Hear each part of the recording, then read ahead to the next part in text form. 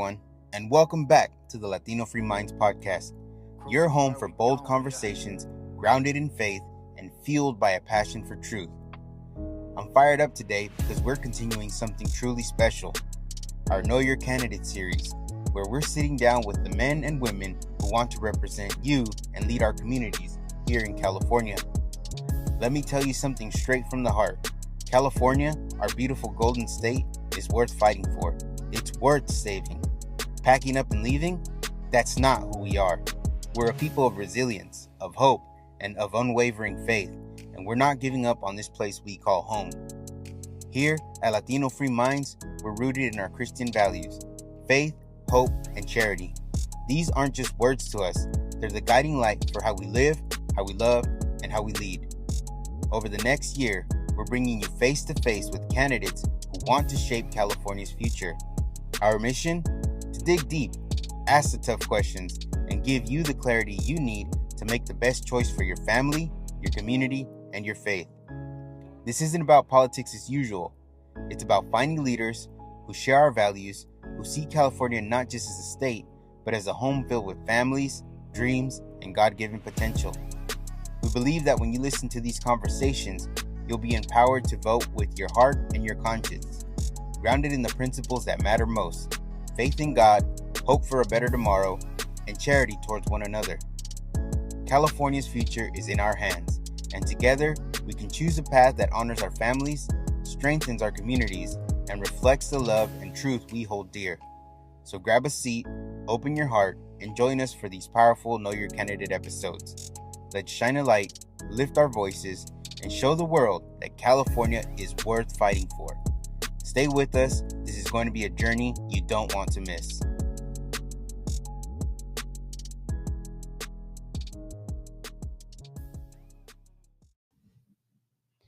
Hey everybody, welcome back to Latino Free Minds, where we dive into the real issues with real solutions, with no nonsense. I'm Daniel, and I'm here with my co-host Danny. And tonight we're talking education, how to fix our schools, empower parents, and get our kids back on track. The state superintendent oversees California's Department of Education and about $130 billion or so budget. They set statewide education policies, advocate for students, coordinate with local school districts, and work with the State Board of Education and legislature. With California's local control system, the role is about influence, pushing for better schools, better teachers, and real results. Tonight's guest is here to share their vision. We want to welcome Sonja Shaw to the show. Sonja, how are you doing? Good. How are you guys doing? We're Good. doing. How you doing? How you been, Danny? How's your day? Like we were saying, it's pretty busy, but I'm really excited.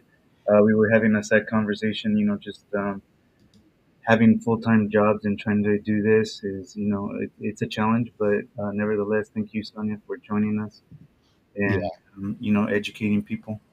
Yeah, no, absolutely. We're in this all together, fighting the good fight, right? Yeah, we are. I mean, if people didn't know, I think you're the first guest of the Fighter series. I think you're the one that inspired that, and then from there we kind of kept the name. So, shout out to you. I like it. I remember that day clearly. It was kind of crazy. We had a lot of traffic. I was on my way to a tournament in Vegas with my daughter. So Yeah. Doing all things, right? As parents, doing all things. Yeah, I remember they wanted you to finish because they were hungry. Yeah.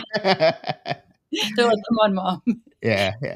So, no, it's good to have you back, and we thank you for being here. We thank you for putting your name in the ring, so to speak, for this position, because we live in California, and we know that it is needed, right? We need change in our education system.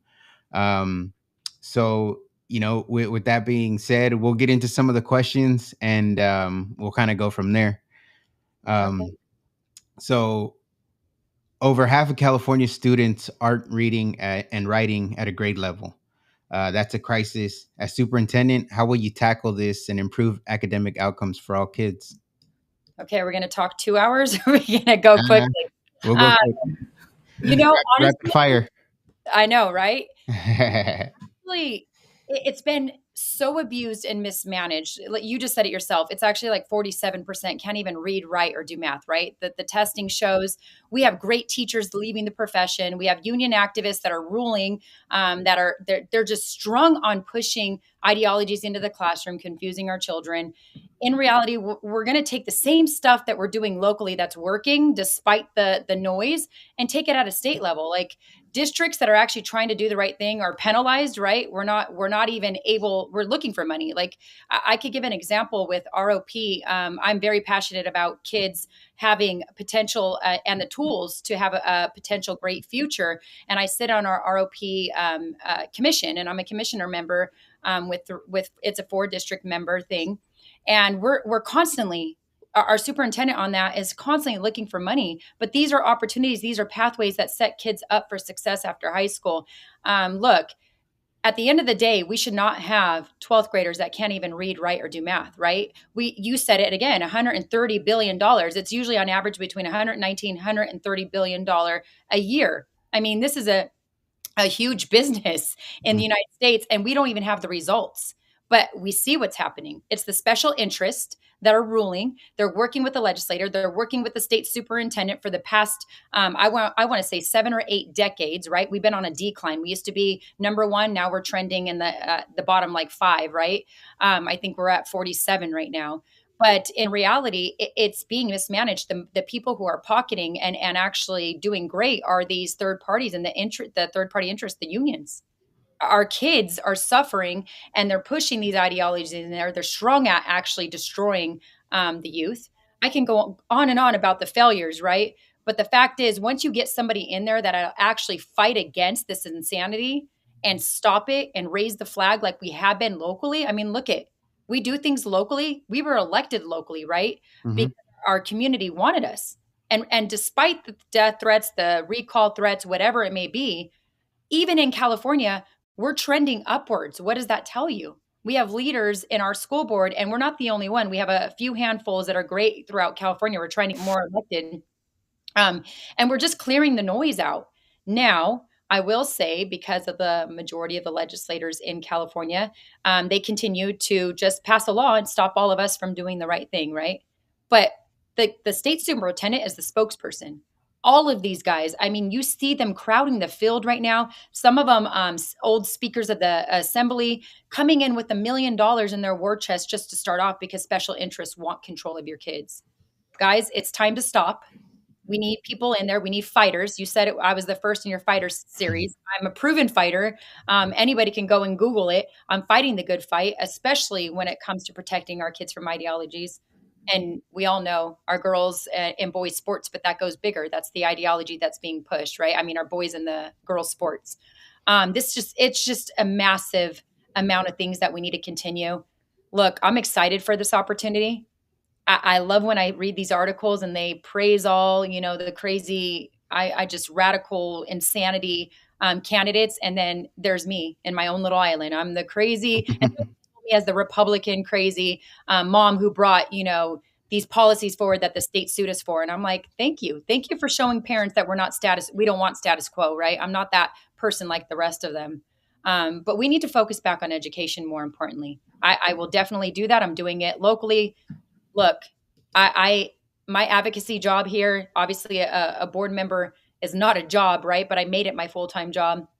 My advocacy is full-time, and we're taking that across the state. It's going to be exciting once we get that seat. I really think we have a chance to really turn the ship. And I know I'm talking a lot, but I do want to say this. Look, if we save California, we save the rest of the nation. We cannot stop fighting for California, because California becomes the sanctuary for everything, including all these things, with gender even. Like, look, California is strung. Newsom and the rest of them are strung at cutting healthy body parts off of kids. If you don't stop it here, what's going to happen?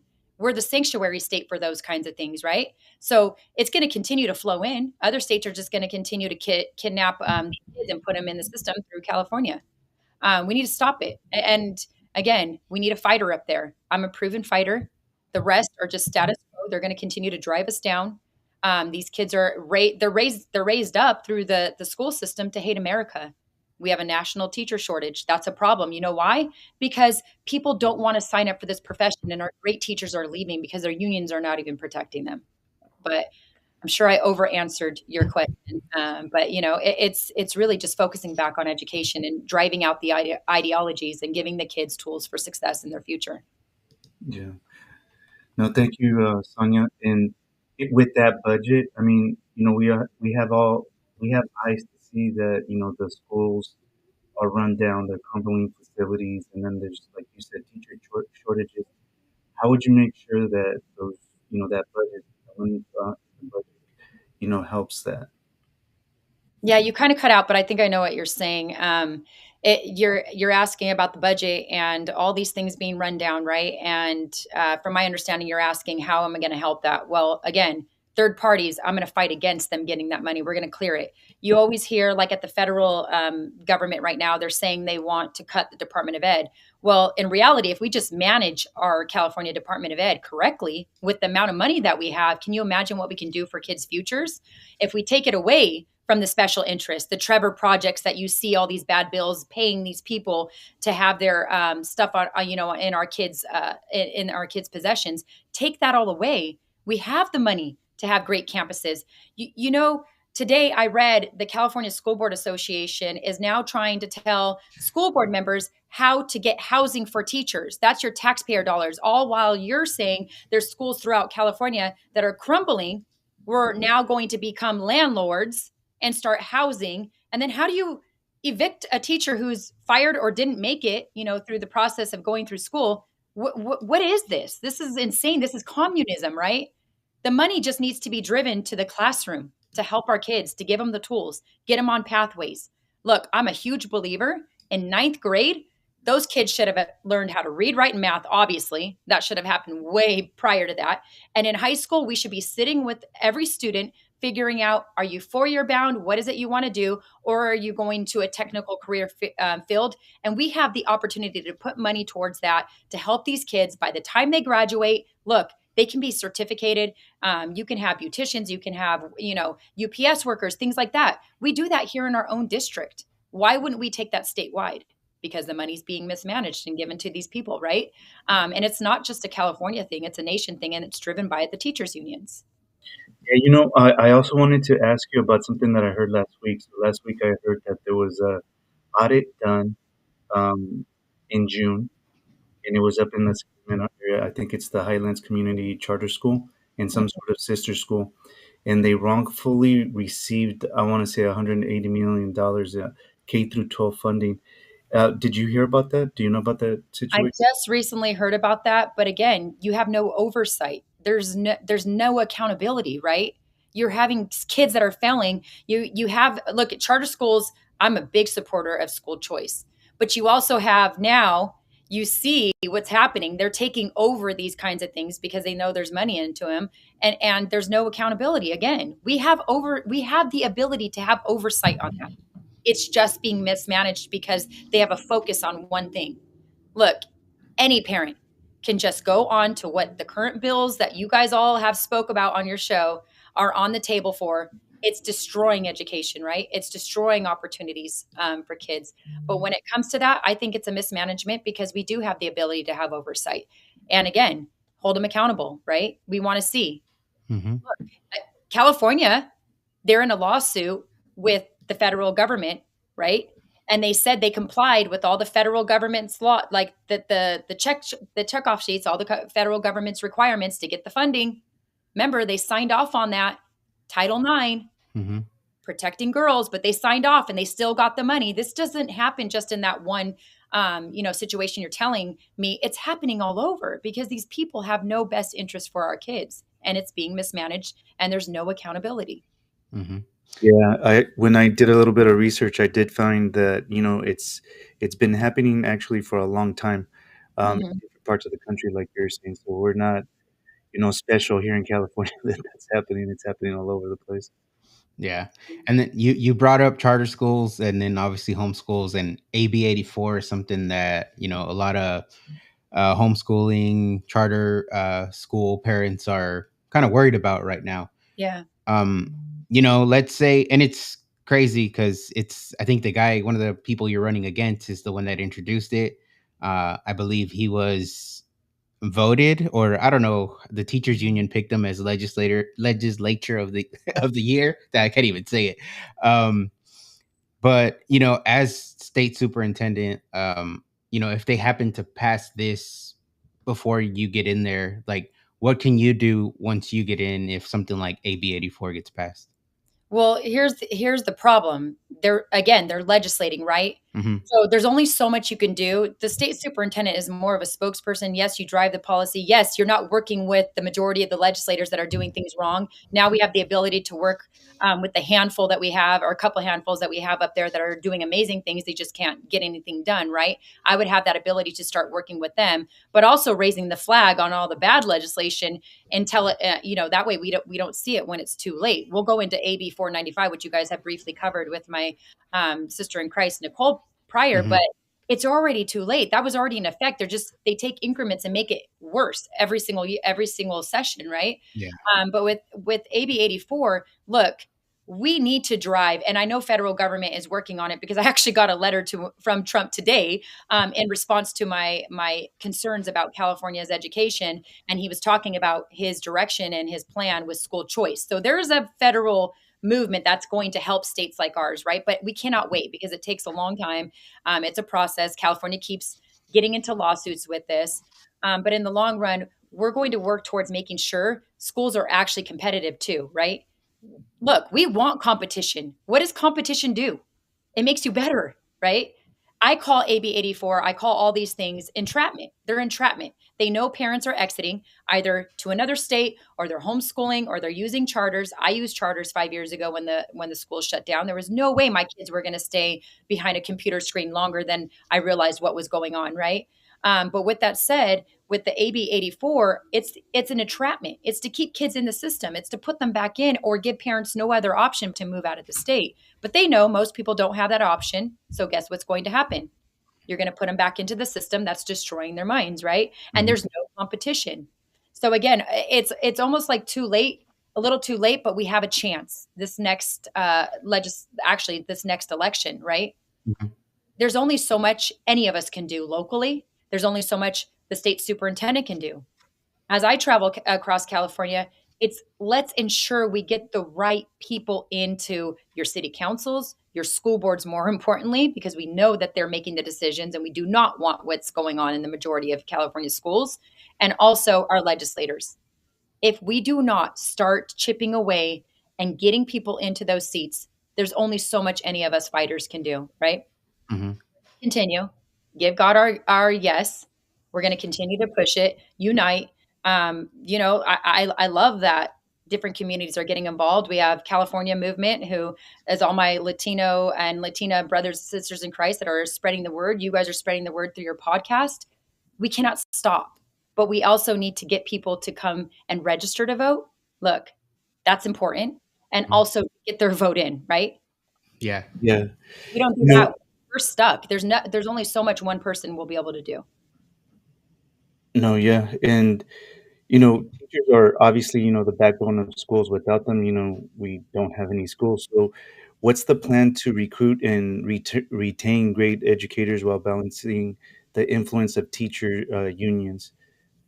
Yeah, so I'm glad you asked. So literally I was in DC like I think a few weeks ago with teachers from all around the nation. The most beautiful part is there is organizations that allow the teachers to exit their union and still give them the protection they need, right? Then it's kind of like an insurance plan, so to say. So they don't have to fund this wickedness. So it's a matter of us being able to work with our good teachers. And I started that 5 years ago as a parent in the board meeting when the local union would not support the teachers when they were worried about the possible mandates for vaccines, which did happen in a lot of districts in California, right? Ellie Unified, some of my greatest teacher friends now, they came from there and they have the mandated vaccines and all that stuff. But during that time, we created another special bond. Look, there's already a special bond between a teacher, a good teacher, because there's teachers and union activists. Let's be clear. There's teachers and union activists. I always say there's both, right? And the teacher and the parent have a special bond because the parent's trusting with the teacher, right? So as long as we continue to work together and we show the teachers they don't need that union, and you start to slowly chip away and defund that movement, the teachers, we will have more people. You'll see more people. Look, I have a almost 16-year-old. She, besides wanting to be a full-time mother one day, she wanted to be a teacher, and then saw all this stuff happen, and she's like, I don't want to do that. And I hear that from all from the younger generation all the time. But the fact is, we need to start making it to where we focus on education, and it's simple. People will start going back into the field. People don't want to be involved in all this weird stuff that's going on with kids. They don't want that heaviness, that wickedness, right? They don't, even though they're in the classroom. I praise those good teachers all the time, and I beg them, don't leave yet. We need you. But if we start clearing the field, we focus on education, we make their profession what it should be, great, right? And trusted, then bam, you solve the problem. It's not that hard. It's just so wicked right now that nobody wants to put their hands in it. Well, I think you're starting to see it even like in police department, like law enforcement, as they see, this, I don't know, the social movement that's going on, that's just disrespecting law enforcement and Yeah. teachers. You're starting to see retirements go up, or early retirements and stuff like that. So I'm sure that's what's happening with the good teachers, and we're getting stuck with the political activists that you were talking about. Yep, the union activists. And it's unfortunate, but it's savable. Guys, like if we again and if we actually give the kids the tools and show them that this is a good profession to go into, they're going to start going back into that profession, right? We're not going to be left with these young activists that come in and start pushing this. I've seen it. We have student teachers that we're having to put out fires in our own district all the time because they're trained. Their minds are already washed to be pushing that into the classroom, right? Mm-hmm. And it's devastating because it's the adults' fault. They put them through this pathway. They've told them, right? I mean, look at most of our universities. What, just a few months ago, they hate America. They were destroying their own universities where they're either number one in debt or their parents are highly in debt for sending them to those prestigious universities. They're making it to where kids don't even want to go there. Community college is becoming the next in thing right now because parents are refusing to put their money to poison their child's brain any further. They're young adult now, right? They're becoming a young adult. And even the kids that have common sense and have grown up to realize that this is wrong and they actually, believe in protecting America and actually doing the right thing, they don't want to put their money there. They don't want to be part of that. Why would they? Their schools are getting shut down. This is happening. It's a mess. Yeah, no, it's terrible, and I think you were kind of alluding to it, like when you do get the results, when kids are closer to the top of the leaderboard, so if you will, in the country, because I think right now it's what 40th or so. Once you do get the results, then yeah, people will probably, okay, I'll put my kids back in, right? And it's tough because you have to balance a good curriculum, right, with the basics, math, reading, writing, and all that. But you got, kind of to what you were saying, these teachers that are pushing gender identity, social justice, and it makes it hard as a parent to be like, I don't want to send my kid there, and I'm sending my kid's mind and influence, whatever you want to call it, to this person I don't know for an extended period of time. And I think, obviously that's why a lot of people are homeschooling or choosing charter schools, or, trying to find different ways to not use the public school system. But, Yeah. if things get turned around and you start seeing results, and maybe, I think there has to be more accountability to teachers. I think the teachers unions provide way too much protection, um Yeah. and that's what I understand. And I don't know if I'm wrong, but from what I understand is they make it harder to fire a teacher that's not performing, so to speak. Yeah. So it's because the unions have fought, and it's actually legislated that teachers have a right to their job. So it's almost like a property right, right? Is the way that I can compare it to, and that is correct. That's why you'll see teachers.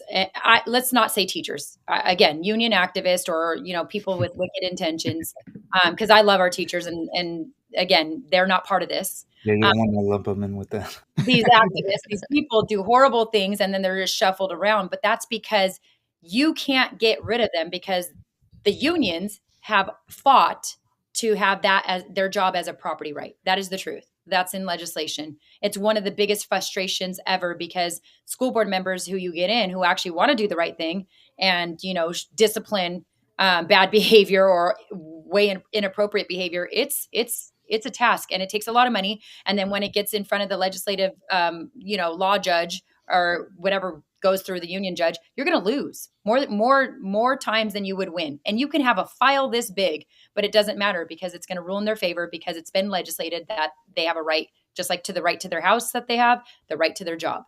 And it's incredibly hard because you do have people who want to do the right thing. And it's sad because it just allows them to know that they can get away with it.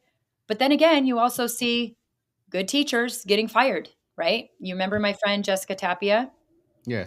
Didn't want to lie to parents. You see the lawsuit that's happening in San Diego County, just didn't want to lie to parents, So you do see the opposite side of actually when the unions don't want to protect a teacher, what happens, right? Yeah. But yeah, I just think it's bad. I mean, you guys, I mean, you've seen AB.495. You're going to talk about that, I hope, at some point, right? Because we'll talk about it. Schools. Okay. Yeah, and then just to follow up with that, what is it going to take to get back to rewarding as far as just performance based? Is there a point where we're going to be able to get back to that? I mean, honestly, in any industry, just as far as business goes, you're rewarded on your performance. So obviously, with the performance that California has right now with education, there really shouldn't be any reward there for the teachers or whoever implements the curriculum. What is the path to getting back to that? Well, California, that's going to take a long time because, again, you have the unions, you have the legislation that's already in there. I always laugh when they use the word, equitable and equity and this and that. Mhm. But the funding model for school districts isn't even equitable. That is the truth. It's definitely not equitable. The money doesn't follow the child. You have to meet X, Y, Z. You do this, you get more funding. It's almost like if schools are failing kids and they actually dumb them down and they keep them down here, then they're getting more money, right? Because they could prove that they need more money for different kind of programs that aren't giving the results. But that's where being in that position, we would be able to step in because we would have the experts actually doing their job, right? Holding them accountable, also driving every district to the right thing. You clear the noise from all the other stuff. Those are things that we could start changing that would move us in the right way, right? We go back to, I'll use our own district right now. We're being looked at by certain people because since COVID, we actually increased every year our test scores. So our kids are moving in the right direction where a lot of kids, they're going down or they're stuck, right? But it's really simple. It was our board supporting our superintendent's vision to, there's so many essential standards and I don't want to cloud it up because, obviously we don't need to go too deep into it, but they identify the critical ones and they give the resources to the teachers, the training to the teachers, the training to the admin. They use the money to actually drive it into the classroom. Okay. Mhm. If you do that at a state level and you start giving the resources to all the districts to move the classrooms, to move the kids in the right direction, giving the teachers the right things, the right tools, the right training, everything that they need to be able to do that, especially our younger teachers that are coming in that, they're newer, they need the training, right? The right training, not the ones from the state. And I would love to touch on that. I hope you guys are going to ask about required state training for teachers because that's legislated too, that are poisoning our and trying to poison our teachers' minds. But thankfully we have some good ones. But with that, you get the resources and then bam, it's simple. It's like it all flows together, right? Mississippi, I always use it as an example. They were on the bottom, right? You guys all saw that a few months ago. They Mhm. went to the top. It wasn't anything crazy. They identified the essential standards, gave the tools, drove it into the classrooms, gave the teachers the resources, held the schools accountable. Bam, they're at the top. That's all they did. It wasn't like they came up with anything new or crazy or brilliant. I mean, that's all they did, and bam, they're at the top, and their kids are thriving, right? Mhm. And that's where I get excited. Look, the state superintendent is not a teacher. It's not admin. You don't need any of that. You're driving the business. You're driving the policy. You are the spokesperson. You are driving the vision, right? Mm-hmm. And you have the experts right now. Our state, it's 77 pages. If you go on the state for the California Department of Ed, of people who are getting paid, 77 pages. Okay. 77 pages of people. That's not even a joke of money. And where's the results? 47% can't read, write, and do math. The money is obviously mismanaged everywhere, right? Mm-hmm. So again, that person in that position is going to drive it. It's like a culture. It's a business. You're moving it. You're the CEO. You're actually not allowing and working with the legislators to legislate all these crazy things in. So guess what's going to happen? They're not going to have the California Department of Ed superintendent to collaborate with all their nasty stuff that's coming through to destroy our kids' minds. You're the gatekeeper, right? It's easy when they're all in cahoots with each other. You wouldn't have that. You wouldn't have status quo. Yeah, no, money mismanagement in California is a common theme. So we definitely gotta. There's a lot of areas we definitely gotta have some accountability and improve on. But I think you kind of mentioned it earlier that each school is kind of locally controlled, so you don't have all the power, right, to do whatever you want to do, right. In a sense, you're gonna have to not have good relationships, but have some way to influence the districts to adopt your vision for better schools, right? So how do you do that? Does that include kind of what you were mentioning about maybe better training for teachers or better standards for teachers?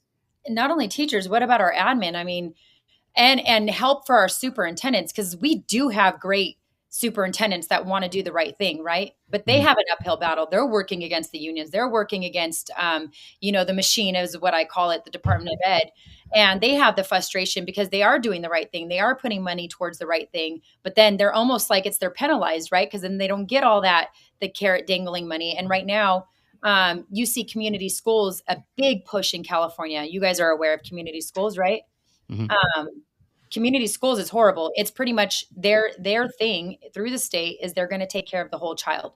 Now, you see clinics already popped up on campuses, right? They're already starting housing for teachers right now. And then you have community schools coming in. That's where we need to stop. We need to stop allowing all these grants and this funding. And that's why I am excited in a way that some of the federal programs are being cut. Now, some of them I think, we could have used or we could use, but unfortunately, when you're cutting all the bad meat out, stuff's going to happen. And right now they're cutting it out. I mean, I'll send you the letter after with what I got back from our president with the kind of the vision of what's going on. That's going to help us in Mhm. states like ours, right? Because our Mhm. hands are kind of tied. But my hopes again is to work with the legislators that we do have and start bringing things forward and making it to where it's a good thing if your district is thriving and it's doing great, right? Mhm.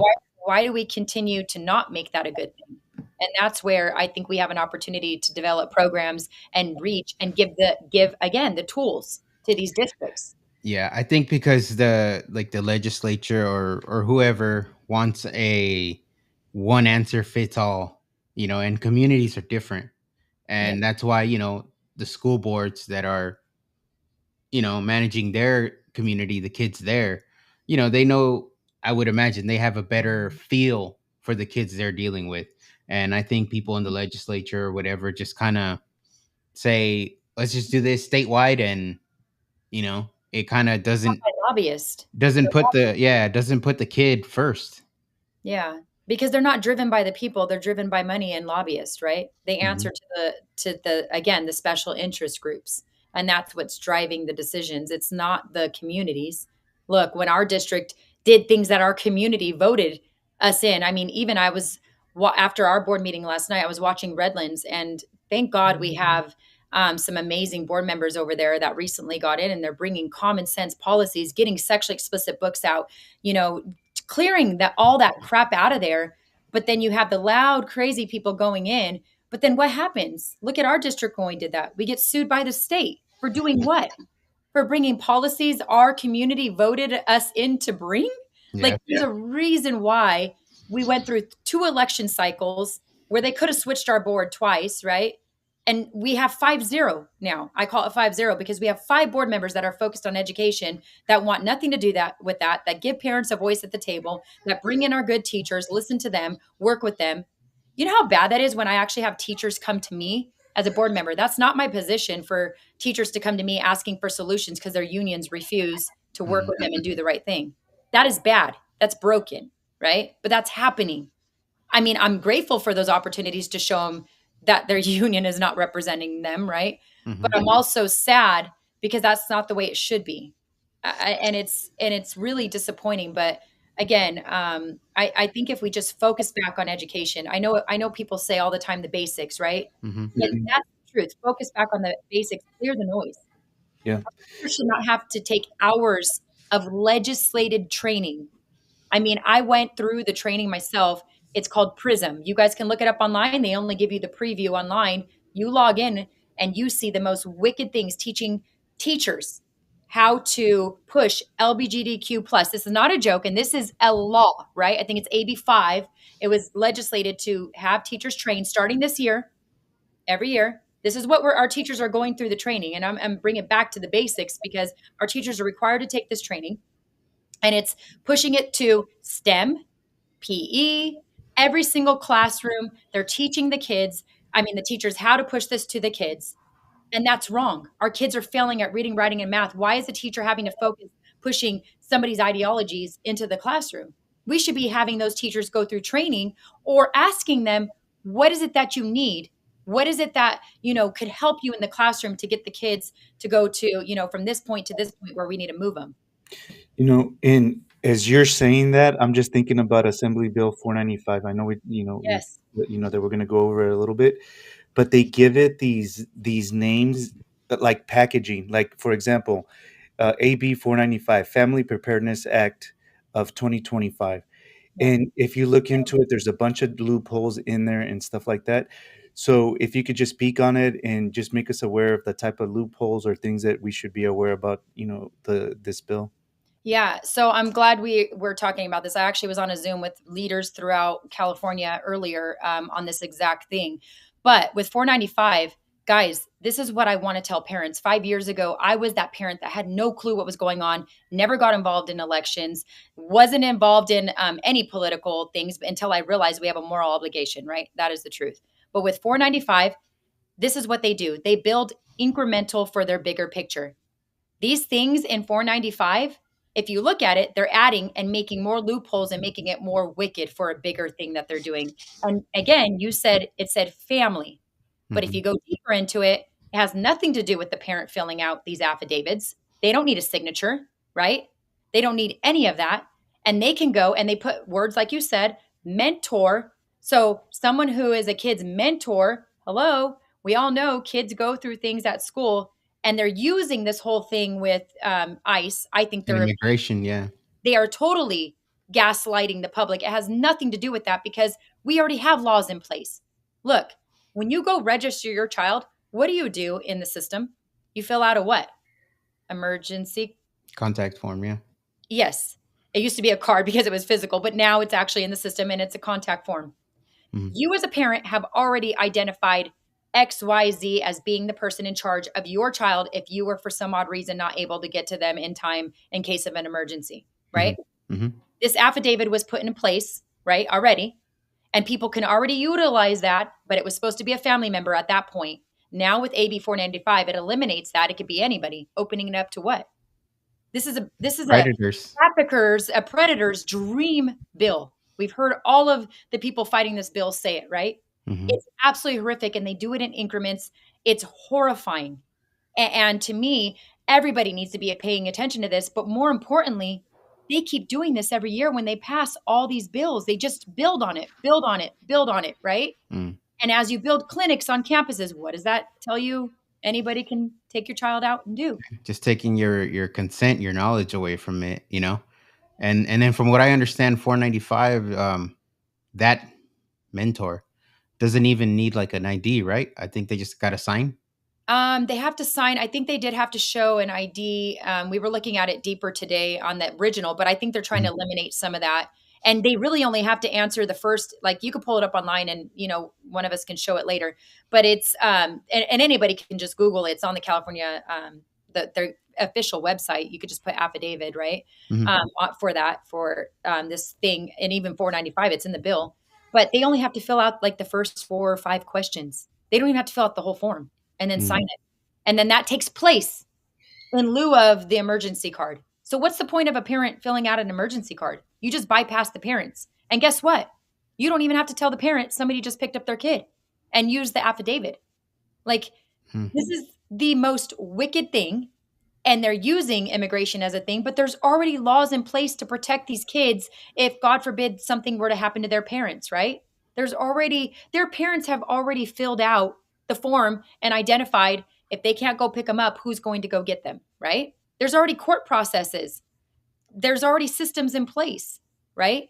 And they're bypassing all of that to do what? There's nefarious things going on. We know that. We see it every year in legislation. This is the most wicked one that we've seen, but it didn't come out of nowhere. They're building on it every year. They're building on it until we see it finally, and we're like, "Oh my goodness, what the heck is going on?" Right? Yeah, and then you got what's the other one? 727 with the hotline, I think. That's the Trevor's Project. Remember, I was telling you special interest. So Trevor's Project is part of the quote unquote dream team that also developed the PRISM training that I was telling you about, forcing the teachers to put this ideology into the classroom. It's all connected. These are the people making the money. These are the people that send lobbyists to make the money, right? So that is putting that on. And remember, people like my good friends, Aaron Friday and all the rest, they made accounts, went in there as you don't have to identify yourself as being an adult. They have polygamy groups in there. They have all these different groups in the Trevor Project. They've had people go in there, and you can easily access chat rooms with children, right? Another predator's dream. It's a predator's chat room in reality. And then they develop that, and now they're going to try to force districts to put that on the back of the ID card. Now, and they call it suicide hotline to protect the kids if they're in a position. But guess what? That's already legislated. That's what I'm trying to tell everybody. It's already legislated. If you turn to any California kid's ID, it's already a suicide, a national one is already printed. That's already law. We already have to have it on. Now they want to go further and put Trevor's Project. So see how I told you they keep every year or They just add more. Try to take another inch. Well, that's what we always say is it's a game of inches, kind of like football. They always say is like you advance 1 inch at a time. Yep. Exactly what they're doing. Yeah. So starting to see their entire game plan develop in front of us, and we can't let that happen. So But that's why we need to start showing up. Like, guys, look, we can say all day long elections are stolen. Okay, cool. Now, guess what? You could sign up and volunteer. They're starting to have Carl DeMaio launch the program, to get it on the ballot and to have election integrity. There's people who are trying to help with these things. But I always say, turning in your ballot is just handing your kids and your family over on a silver platter to these monsters up there in, Sacramento. Turn it in. And if it gets cheated, you know what's going to happen? You're going to get in the fight. There's no way most human beings would ever have something personally happen like that, right? Cheating your ballot and not get involved. Turn it in. Follow it. You can follow it, right? Yeah. And that's what I tell people. Like, don't just say I'm too busy to turn it in, because you have all of us on the ground fighting the good fight, sacrificing things that, I wouldn't wish upon any mother and father to be away from their family. All we're asking people to do is do their part. And I go back. If you're a brother and sister in Christ, you're going to give God your yes. Get in the fight. Everybody has a gift. Use it somewhere, right? Right. We have our fighters. We have our people behind the scenes. We have experts in this, that, the other. Use it. That's all we need to do. And then next election, we can actually do something great, right? Yeah. No, go ahead, Danny. Oh, no. You were talking about the PRISM training that I had never heard about before. Sounds nice. It does. It's like shapes, right? Yeah. So, and you referenced, the type of training that should be required. So can you elaborate on that a little bit? Yeah, again, like I'll go back to, kids are tested on the essential standards. And we know, like with Common Core, California just wrecked. As soon as you saw Common Core and the rest of it go in, what happened? We tanked, right?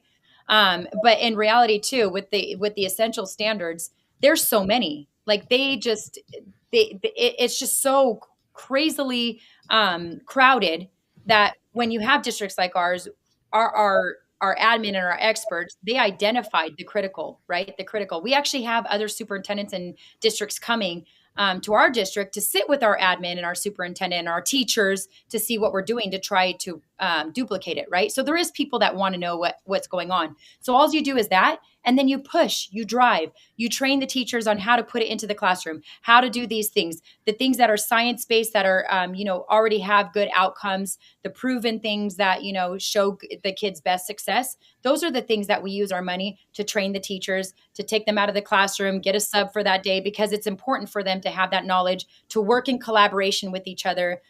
Those are the kind of things that I'm passionate about providing the training and the money for, right? The proven things, not all these things that they're doing that are destroying kids. It's those kinds of things that we need to make sure that experts have the chance to put it into the classroom and help our teachers, especially again, our newer teachers, right? They're coming in and they don't have the knowledge, and they've went through more than likely a college or a university system that is insane. I mean, my friend's son is going to San Jose to become a pilot. They're paying a lot of money. Guess what one of his classes? It's a gender class. One of his assignments was literally go out and do the opposite sex, something the opposite sex would do, and write me a paper to become a pilot. His parents are paying tons of money. The assignments that she shows our mom group are absolutely horrifying, right? This is what I'm saying. Imagine what the teachers are being taught if they're all being controlled by the unions in the Department of Ed, right? Wow. Those are the things that need to be eliminated. And then you give them the opportunities and tools, to actually do the good things. Like, I'll go back to one of my daughter's English classes. My daughter in elementary struggled with reading a little bit, comprehension, right? And we see that a lot in the California school system. I was left kind of hopeless, like, what do I do as a mother? As it progressed, we were working with her. In high school, she has an amazing counselor. And she said, I want Brooke to go with this teacher. Yes, it's honors, but I think she's going to do great. That teacher, and it gets me a little emotional, because I thought, like, no way, don't put my daughter into honors, right? She's always historically struggled. And she goes, Sonia, this teacher does the right thing. Trust me, you're going to love it. You're going to see results with your kid. I trusted her, my daughter's counselor, trusted the teacher.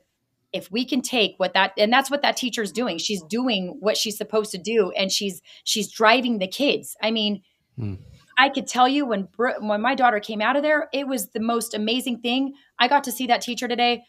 And I always tell her, like, please, she had a student teacher in her classroom. And I'm like, I pray to God that you teach her every gift that you have, right?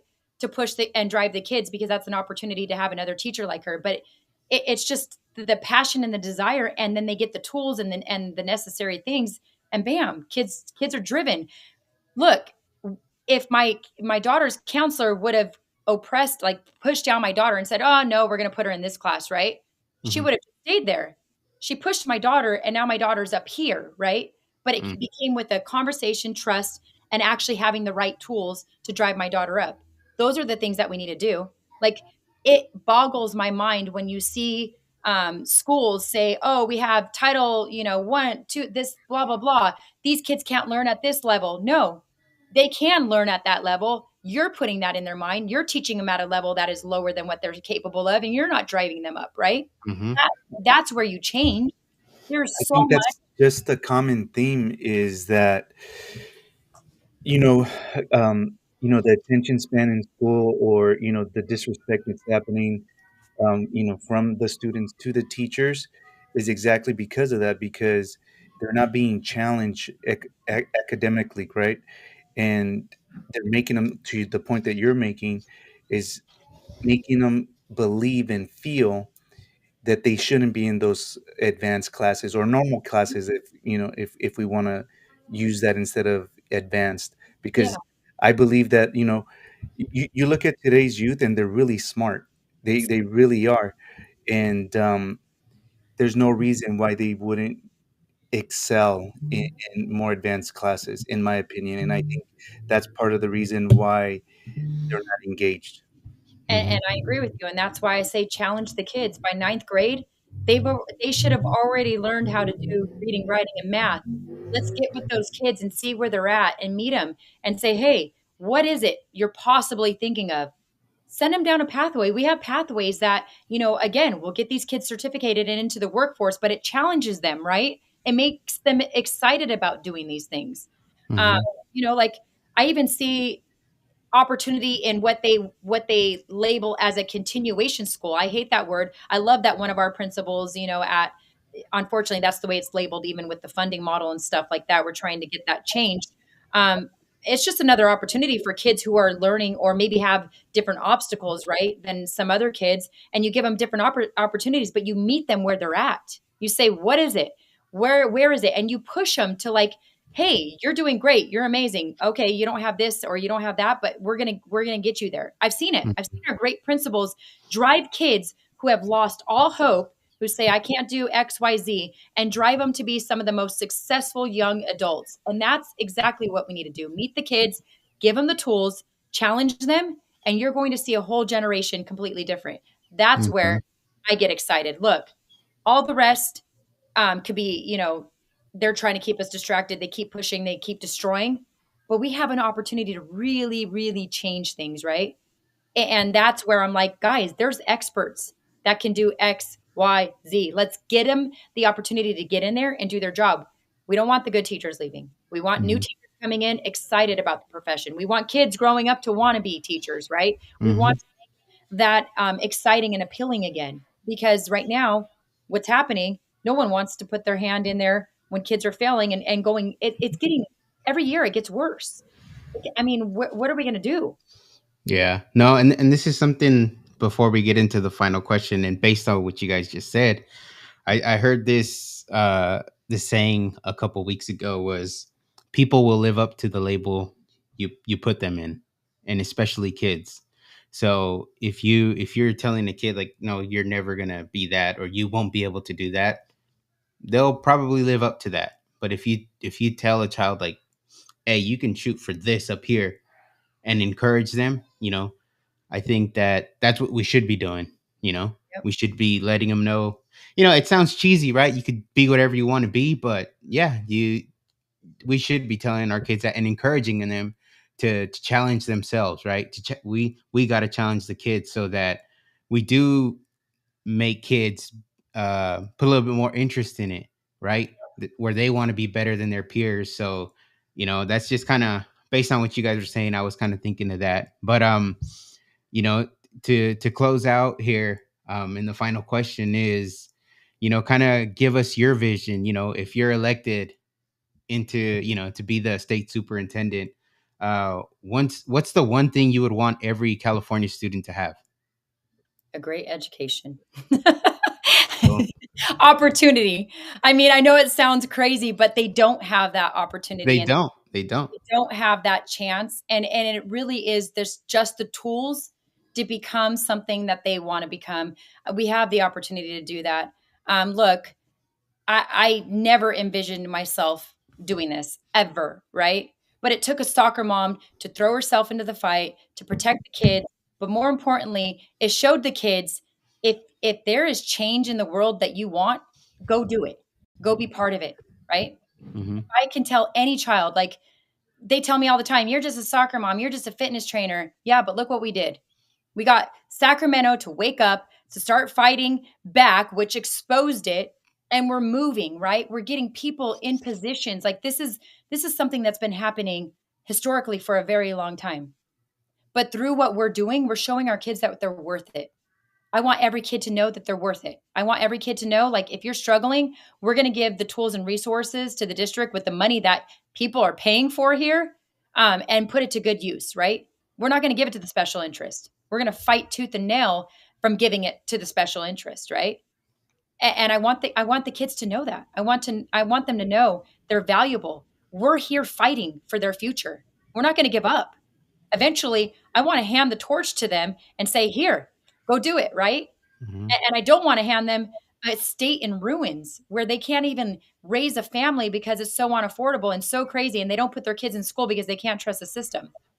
Hmm. or don't even want to have kids. That's another thing Well, too. that's a whole nother talk. Yeah, yeah, yeah. It's a whole nother hour right there.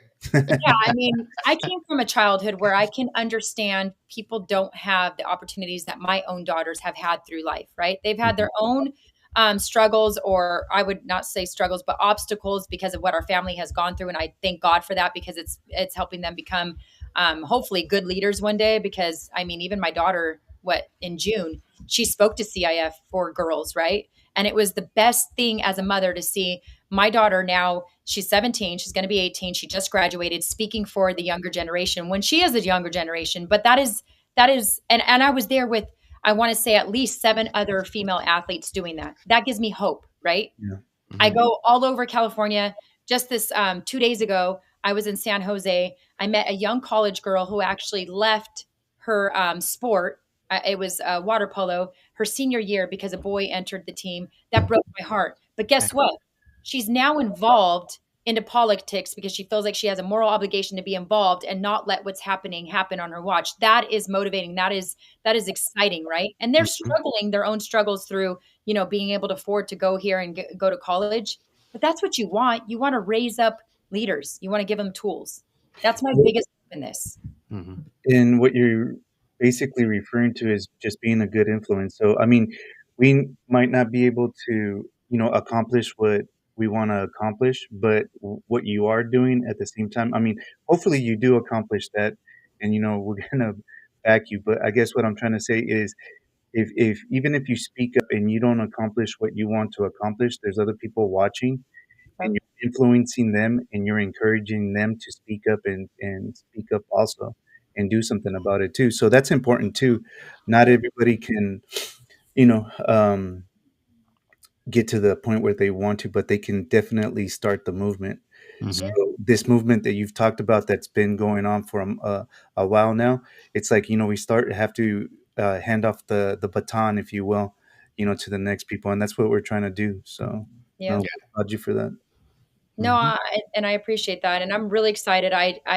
I think my biggest thing is for all of us to continue to link arms, work together as a team, and fight the good fight to protect our kids and show them they're worth it. Right? Like at Mhm. the end of the day, they are the future, and I refuse. Knowing what I know, I would be a coward to walk away from this fight. Look, I don't know what the plan is in June in the primaries, but I am going to give everything, and my family has already agreed to give everything we got to ensure that we're going to win, right? Mhm. Everything is on the table. Like I'm away from my family. Okay, no one's complaining. No one's giving mom guilt. I'll deal with my own stuff.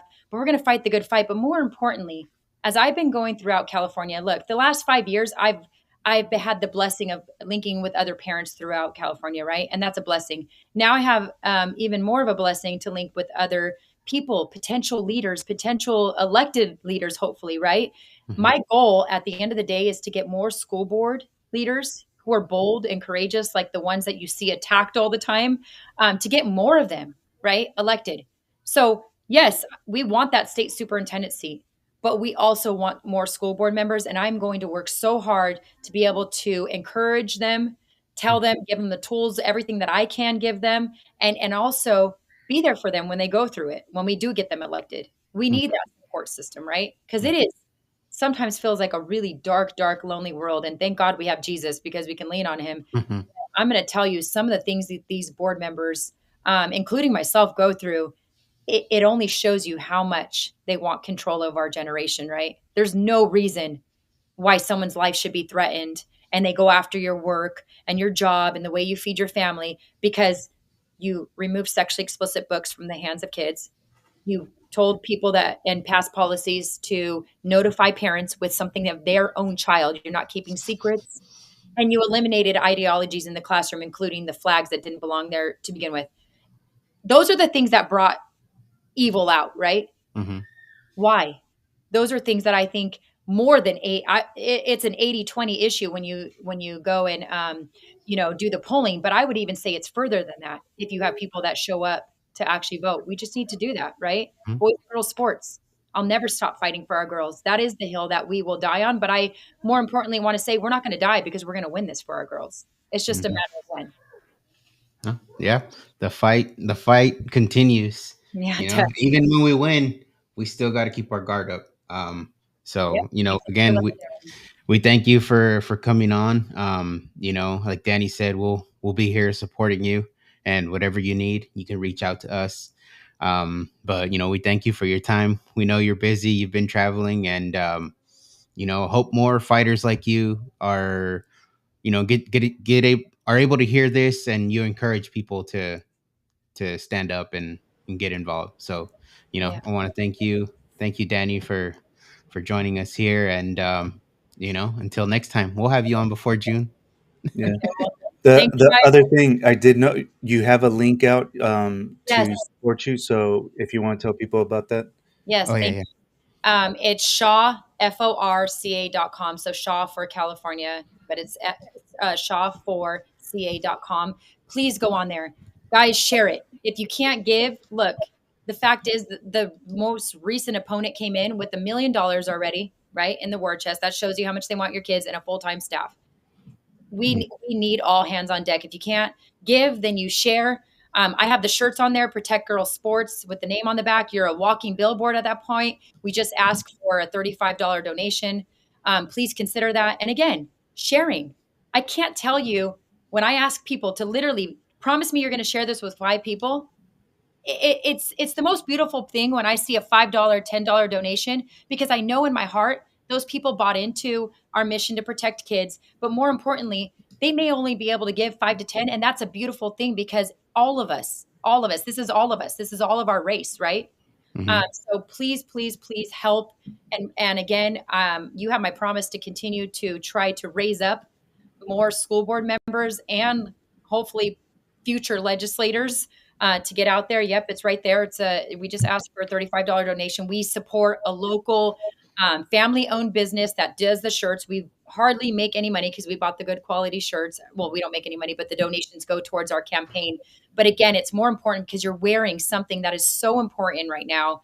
And it sends a message to all these girls that have had their rights and their privacy and their dignity stripped away by California, our state superintendent, our Department of Ed, the things that we're trying to change right now. Mhm. Yeah. Well, hopefully people are able to visit shaw4ca.com and grab that shirt. And like you said, See that cute little girl right there that you just showed? put it back on. This is how beautiful this is. This is not my campaign. This is our campaign. This is the moms, the dads, the grandmas, the grandpas, the community members. That little girl is one of the moms that I met. She was an admin at one of our high schools. We met at one of the school board meetings when we were upset. We became almost like, I would say, best friends / sisters. Nicole is her name. That's her daughter. And this girl, I could tell you, school board election, she was telling everybody it was the cutest thing. Vote for Sonja Shaw. She's going to protect Mhm. us.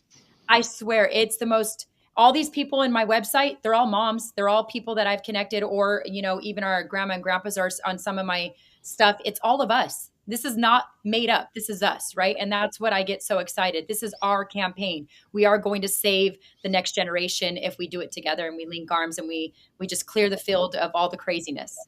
Yeah. No, that's awesome. That's awesome, Great. Sonia. Well, thank you again. And thank you for everybody that tuned in. Share this show because there's a lot of good information on you, Sonia, and what you're seeing. And, like Danny said, I didn't know about the Prism thing. Sounds nice, but Look it up. yeah, I have I a got to look it video up. too. We're gonna look it up. We're Yeah, gonna for look it sure. up. Well, thank you, everybody.